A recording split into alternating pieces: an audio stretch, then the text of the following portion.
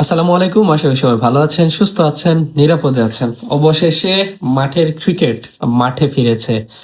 Last 2 দিনের ব্যাপক আলোচনা সমালোচনা, পক্ষে বিপক্ষে অনেক যুক্তিতর্ক হয়েছে, অনেক সমালোচনা হয়েছে, অনেক আলোচনা হয়েছে। এরপরে অবশেষে মাঠের ক্রিকেট, যেই কারণে এই ক্রিকেটার, এই ক্রিকেট বোর্ড, সেই ক্রিকেটটা মাঠে ফিরেছে। ভালো খবর, ভালো সংবাদ, কিন্তু কিছু প্রশ্ন এই 2 দিনের ঘটনার পরে কিছু প্রশ্ন থেকে যায়, স্পেশালি ক্রিকেটারদের যেই অ্যাসোসিয়েশন, সেই কোয়াবকে ঘিরে। কোয়াব, পিসিবির পরিচালক ক্রিকেটারদের নিয়ে বাজে মন্তব্য করেছেন। কোয়াব সেটার প্রতিবাদ জানিয়েছে। ভালো জিনিস।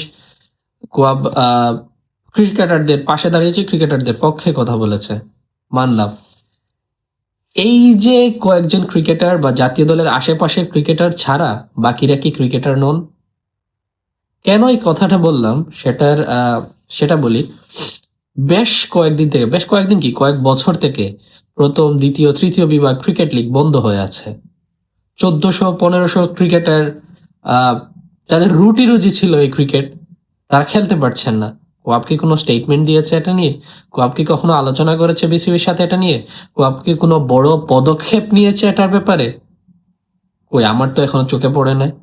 মোহাম্মদ মিতন, নতুন প্রেসিডেন্ট কোয়াবের, তিনি কি দায়িত্ব নেওয়ার পরে এ পর্যন্ত কোনো কোনো স্টেটমেন্ট দিয়েছেন এটা নিয়ে? বিসিবির সাথে আলোচনা করেছেন যে কেন first division, second division, third division ক্রিকেটগুলো বন্ধ হয়ে আছে?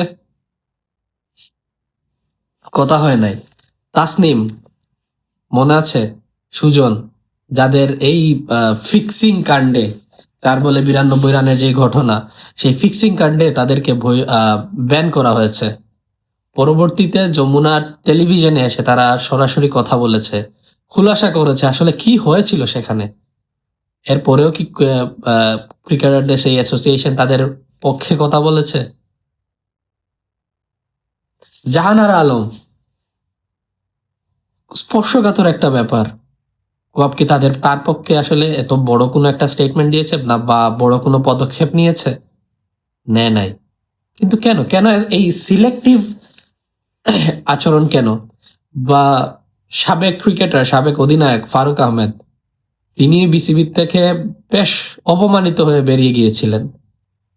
বেশ অপবাদ দেওয়া হয়েছিল, চুরির অপবাদ দেওয়া হয়েছিল, এত টাকা সরিয়ে ফেলেছেন, খেয়ে ফেলেছেন, দুর্নীতি করেছেন, ব্যাপক অপবাদ দেওয়া হয়েছিল। ক্রিকেটারদের অ্যাসোসিয়েশন তখন কই ছিল?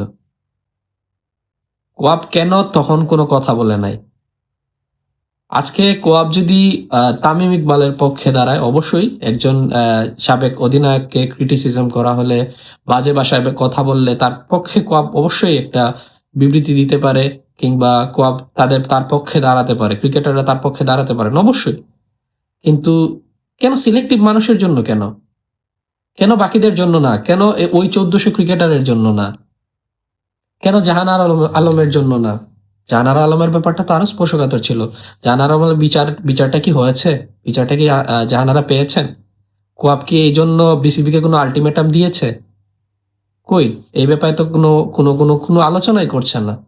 মুস্তাফিজ, যদিও মোহাম্মদ মিঠুন বলেছেন তিনি ডাব্লিউসি এর সাথে কথা বলেছেন, ওয়ার্ল্ড ক্রিকেট অ্যাসোসিয়েশনের সাথে কথা বলেছেন, মুস্তাফিজ পরে ব্যাপারটা নিয়ে সামনে আগাতে চান নাই, আইনত ব্যবস্থা নিতে চান নাই, সেজন্য তারা এটা বাদ দিয়ে দিয়েছেন। একটা কি প্রেস রিলিজ দিয়েছিলেন যে মুস্তাফিজের সাথে যেটা হয়েছে সেটা খারাপ হয়েছে? এটা কি প্রেস রিলিজ দেওয়া যেত না?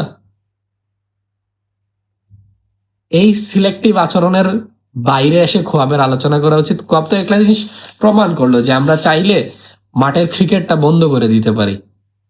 এই জায়গায় বিসিবিকে আমরা আটকে দিতে পারি, ক্রিকেট বোর্ডকে আমরা থামিয়ে দিতে পারি। তাহলে কেন সিলেক্টিভ কিছু বিষয়ে, যেগুলা, যেই জায়গা থেকে বাংলাদেশের ফিউচার স্টারগুলো উঠে আসবে, ফিউচার ক্রিকেটার উঠে আসবে, সেই first division, second division, third division league হচ্ছে না, আপনাদের কোনো মাথা ব্যথা নেই এখানে। যারা প্রতিষ্ঠিত ক্রিকেটার, তাদের ইস্যুগুলা নিয়েই আপনারা কাজ করছেন। তারা কি তাহলে ক্রিকেট, তারা মানে ডিজার্ভ করেন না? তারা কি তাদের ক্রিকেট অ্যাসোসিয়েশনের কাছ থেকে কোনো কিছু আবদার করতে পারেন না, আশা রাখতে পারেন না যে তাদের পক্ষেও তাদের একটা যে ক্রিকেট অ্যাসোসিয়েশন আছে সেটা কথা বলবে? সেটা কি তারা মানে প্রত্যাশা রাখতে পারেন না? এমন এমন দ্বিচারিতা কেন? আশা করি এই জিনিসগুলা নতুন সভাপতি মাথায় রাখবেন। আরেকটা ব্যাপার দেখলাম, মোহাম্মদ মিথুনকে আসলে বা অন্যান্য যারা ফেস ক্রিকেটার ছিলেন, সামনে ছিলেন, তাদেরকে হুমকি দেয়া হচ্ছে, এই হচ্ছে সেই হচ্ছে, এগুলো আসলে কাম্য না।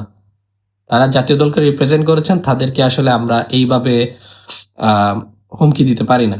যে কোনো ইস্যু নিয়ে তারা কথা বলতে পারেন, পক্ষে বিপক্ষে মত থাকতে পারে, আপনি সমালোচনা করতে পারেন, কিন্তু প্রাণ নাশের হুমকি দিবেন বা মেরে ফেলবেন, এগুলাটা আসলে অতিরঞ্জিত ব্যাপার।